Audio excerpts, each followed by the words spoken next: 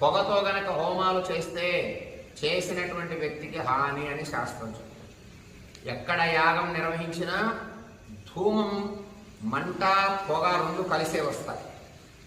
ప్రారంభమయ్యే సమయంలో మంట, పొగ రెండు కలిసి ప్రారంభమైన పొగ పోతుంది, కొద్దిసేపట్లో మంట మాత్రమే మిగులుతుంది చివరికి. ఉట్టి పొగతోనే హోమాలు నిర్వహిస్తే, ఉట్టి పొగతోనే యజ్ఞాలు నిర్వహిస్తే ఆ యజ్ఞము, ఆ హోమము, ఆ యాగాలు నిర్వహించినటువంటి కర్త అంటే యజమాని ప్రాణహాని సంభవిస్తుంది. భగ్గుమని మంట లేవాలి, చక్కగా జ్వలించాలి, మంచి ఆకృతులతో అగ్ని రావాలి. అలాంటి హోమాలు ఎవరైతే నిర్వహిస్తారో వేసిన పదార్థాలన్నీ బాగా హుతమవుతాయి, అంటే కాలిపోతాయి. అగ్నిహోత్రుడు తృప్తి పడతారు, దేవతలు తృప్తి పడతారు.